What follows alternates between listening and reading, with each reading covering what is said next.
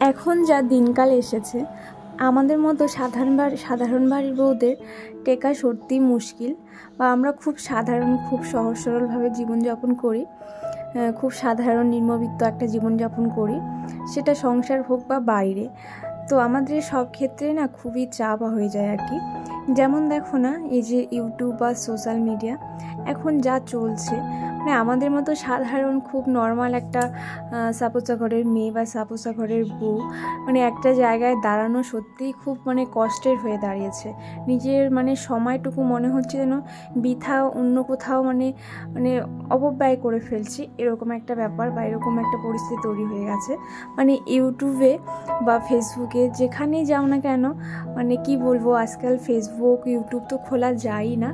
তো মানে এমন একটা পরিস্থিতি হয়ে এসে গেছে, মানে 100%-এর মধ্যে 50% লোক ভালো ভিডিও করছে, সেটা বউ হোক বা মেয়ে হোক। তো আর 50% লোক নোংরামি করছে, নোংরামি করেই উপরে উঠছে।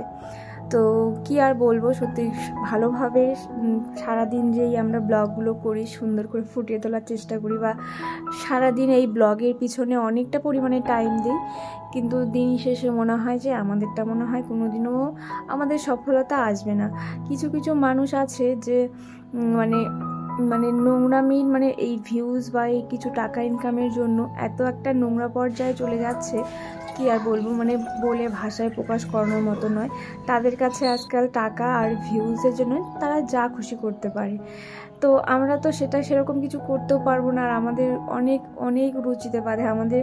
আমরা যখন একটা ভিডিও করি না, তখন আমাদের মাথাতে রাখতে হয় যে আমাদের কোনো একটু পার্ট যদি আমাদের ভিডিওতে কোথাও আমাদের একটু পার্ট যদি খারাপ হয়ে যায়, তো সেটা একটু পার্টের জন্য আমরা পুরো ক্লিপটাই ডিলিট করে দিই। কারণ সেরকম মানে আমাদের মেন্টালিটি এবং তাদের মেন্টালিটি সম্পূর্ণই আলাদা। তার জন্যই হয়তো আমরা সহজেই মানে কিছু করতে পারবো না। তো আমি মনে করি যে সত্যি ওরকম করার থেকে না করাই অনেক ভালো। যেরকম আছে সাধারণ, সেরকম সাধারণই থেকে যায়, সেটাই হয়তো অনেক ভালো হবে। কিন্তু তারপরেও মাঝে মধ্যে ভীষণ মন খারাপ হয়। আর আমরা তাদের দোষ না, দোষটা আমাদেরই। আমরা পাবলিকরা তাদের দেখি বলে, তাদের লাইক দেয় বলে, তাদের ভিউজ বাড়াই বলে তারা আরও সেগুলো করার জন্য উৎসাহ পায় অনেকটা। তো সেটা আর কী করা যাবে। কিন্তু মানে তুমি যতই ভালো করে ভিডিও বানাও না কেন জানি না দিন শেষে মনে হয় মানে খুব খারাপ লাগে, একটা খারাপ লাগা তৈরি হয়। সেই খারাপ লাগার তৈরির থেকে মানে এনার্জিটা কমে যায় আর কি, এটাই আর কি। তো সকালে খাবার বানিয়ে নিলাম, সকালবেলার কাজবাজগুলো সেরে নিলাম, সেরে নিয়ে তারপরে নিজে একটু ফ্রেশ হলাম, ফ্রেশ হয়ে নিয়ে এখন একটু ডিম টোস্ট বানিয়ে নিলাম একদম। এটা আজকে যে কী হয়েছে, কি ভেবে যে আমি বানাচ্ছিলাম আমি নিজেও জানি না, পুড়িয়ে ফেলেছি, পুরো খাবারটাই পুড়িয়ে ফেলেছি, মানে ভেঙে ফেলেছি, যাতা করে ফেলেছি। তো তারপরে দেখো সকালবেলার খাওয়া দাওয়া করে তারপরে না বাকি কাজবাজগুলো করে আগে ভাবলাম যে এখন না মানে কি বলতো, মাম্মামের স্কুলটাও বন্ধ হয়ে গেছে, আর এখন মানে রান্নাবান্নারও একটা অত তাড়াহুড়ো নেই, মানে এখন সবারই স্কুল বন্ধ, সেই চাপটা আর কি নেই। তো তার জন্য ভাবলাম যে চলো আগে রান্নাটা করে নিলে না মানে বাকি কাজগুলো সত্যি আমার আর অতটা কষ্ট লাগে না করতে, তাড়াতাড়ি হয়ে যায়। রান্না করার পরে না তারপরে যে রান্নাঘরটাকে পরিষ্কার করতে হয়, ওই কাজটা যেন আমার একটু খুব বেশি বিরক্ত লাগে।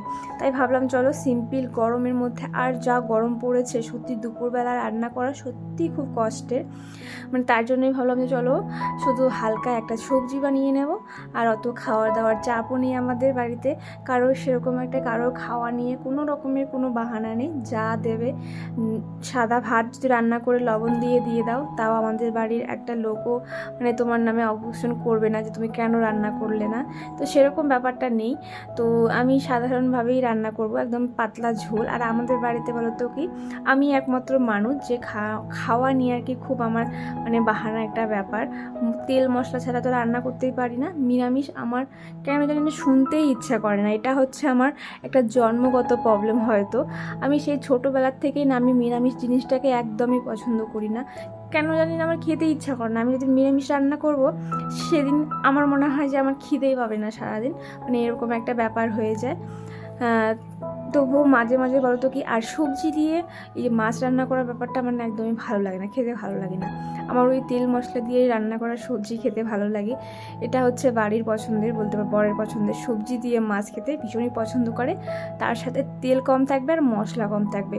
তো দেখো আমি জাস্ট সাধারণভাবে একটা ফোড়ন দিয়ে জল দিয়ে, আর ভাজার সময় বাড়িতে না জিরে শুকনো লঙ্কা তেজপাতা ভেজে শুকনো খোলায় ভেজে একটু গুঁড়ো করে রেখে দিই, মাঝে মাঝে এরকম করে বানাই। মানে শাশুড়ি মাকে দেখি এরকম করে সবজি বানাতে। শাশুড়ি মা কিন্তু বানালে এইভাবেই বানায়, কিন্তু শাশুড়ি মায়ের থেকে দেখে দেখে শেখা। আর ওই সবজিটাই মানে খেতে পছন্দ করে, হঠাৎ মশলা টশলা দিয়ে পড়লে ভালো লাগে, কিন্তু ওই যে আমার ভালো লাগে না খেতে বলে আমি রান্না করি না। তো আজকে ভাবলাম যে আমার ওগুলো করতে তো টাইমও লাগে আর ভীষণ পরিমাণে গরম, তাই ভাবলাম চলো শর্টকাটভাবে যা রান্না করা যায় তাতেই মঙ্গল, তাতে আমারই ভালো। তো চলো, এদিকে আমার রান্না বান্না সব কিছু কমপ্লিট। তারপর দেখো এখন আমি ঘরটাকে একটু গুছিয়ে নেব, গুছিয়ে বলতে বেডশিটগুলো চেঞ্জ করব। আর গরমকালে না বলো তো কি, বেশি 2 দিন থেকে 3 দিনের দিন, 3 দিনের থেকে 4 দিনের দিন রাখাই যায় না। আর বাচ্চা কাচ্চা থাকলে কি হয় তোমরা সেটা দেখতেই পারলে, সকালে ঘুম থেকে উঠে ঘরের কি পরিস্থিতি হয়। তারপর না আমি এই সারাটা দিন পরিষ্কার করতেই থাকি আর ওরা টুকটুক করে নোংরা করতেই থাকে। আর আমিও এই একটা অভ্যাস আমার, নোংরা ঘর আমি একদমই পছন্দ করি না, আমিও টুকটুক করে সারাদিন ঘর পরিষ্কার করতেই থাকি। মানে যেখানকার জিনিস সেখানেই রাখতে হবে। আর এখন গরমকাল, বাচ্চা কাচ্চা সারাদিন এই ফ্যানের নিচেই কি আর করবে। এখন যেহেতু স্কুল বন্ধ ওদের, আরও ওদের বেশি অত্যাচার, সারাদিন বাড়িতে থাকবে। আর স্কুলে গেলে কি হয়, তাও বা 3-4 ঘন্টা একটু বাড়িটা শান্ত থাকে, ঘর বাড়িগুলো আমার পরিষ্কার থাকে। শুধু আমাদের ঘর না, বাড়ি ঘর এই যে তুমি গুছিয়ে আসবে, পর মুহূর্তে গিয়ে দেখবে যে সেই নোংরা করে রেখেছে। তারপরে দেখো ঘরটাকে গুছিয়ে রেখে আমি আসলাম, এই ব্ল্যাঙ্কেটগুলোকে এখন রাখার পালা, রেখে দিয়েছি, হয়ে গেল 1 মাস হয়ে গেল। তো সেগুলোকে না ধোয়া হচ্ছিল না, মাম্মামের এক্সাম চলছিল, একটু পড়াশোনার চাপ ছিল আর আমারও একটু চাপ ছিল। আর এইগুলো কাজগুলো করতে গেলে একটু টাইমও লাগে আর একটু মানে কী বলতো, মানে এই ভয় লাগে আর কি। সেই ভয়টাকে কাটিয়ে কাটিয়ে উঠতে তারপরে ভাবলাম না, এটাকে আর রাখতে হবে না। এগুলো যদিও একার পক্ষে ধোয়া সত্যি খুব কষ্টের। বড় ব্ল্যাঙ্কেটটা তো আরও বেশি মোটা, মানে এটাতে কত কেজি হয়ে যায় মানে ধারণার বাইরে। তো আমি এটাকে ভিজিয়ে রাখবো, ভিজিয়ে রেখে তারপরে বরকে ডাকবো। বরের হেল্প ছাড়া এই ব্ল্যাঙ্কেট ধোয়া সত্যি মানে খুবই কষ্টের, মানে একা একটা লোকে এগুলো ধোয়া সম্ভব না। তারপরে দেখো এটা হচ্ছে মাম্মামের পরীক্ষার সময়কার মানে ব্লগ বলতে পারো, মানে শুরুর আগের দিকের একটা ব্লগ, অনেক লেটে আমি দিচ্ছি। তো মাম্মামের এক্সাম যেদিন শেষ হবে তো সেদিনকার আর কি ব্লগ। তারপরে দেখো আমরা এই যে সবাই মিলে কী করি যাই, পরীক্ষার সময়টা করে না এই 1.5 ঘন্টা করে পরীক্ষা হয়, তো সবাই একসঙ্গে বসে থাকি আবার নিয়ে আসি, আবার যাবো। মানে একজনের মা থাকলে না প্রত্যেকটা বাচ্চাদের একটা বাহানা হয়ে যায় যে ওর মা থাকছে, আমার মা কেন থাকছে না, এই যে ব্যাপারটা। তো সেই ব্যাপারটার জন্য না সব মারাই যায় এক্সামের সময়। তো আমরা গিয়ে ওই 1-1.5 ঘন্টা একটা জায়গা মিলে সবাই পুরো ওখানে পুরো মেলা লেগে যায়, মানে গার্জিয়ানদের এক্সামের সময় চারিদিকে পুরো লোক ছড়িয়ে ছিটিয়ে থাকে, শুধু মারা না বাবারাও থাকে। কিন্তু আমাদের একটা গ্রুপ থাকে, তো গ্রুপ করে সেরকম করে বসা হয় আর কি। তারপরে সারাদিন আর ব্লগ করা হয়নি। তারপরে সন্ধ্যের সময় তারপরে দেখো চলে এসে একটু চা করে নিলাম। আর হচ্ছে তারপরে ভাবলাম যে একটু কিছু খাবার বানানো যাক। এই কয়েকদিন মানে তাড়াহুড়োর চোটে না সকাল সকাল মাম্মামকে স্কুলে দিয়ে আসতাম, বলতে পারো 10টার মধ্যেই সব কর্ম শেষ করে তারপরে যেতে হচ্ছে মাম্মামকে নিয়ে, তাই আর মানে টাইম নিয়ে রান্না করা হয়নি। তো তারপরে সন্ধ্যের সময় ভাবলাম যে আমি আমার যা মিলে ভাবলাম চলো কিছু বানানো যাক খাবার। তো ঘরেই মানে মোটামুটি সব কিছু চাল টাল ছিল, তো ভাবলাম চলো একটু ফ্রাইড রাইস করা যাক আর একটু চিকেন করা যাক শর্টকাটে। অনেক দিন থেকেই বিরিয়ানি করছিল মনটা।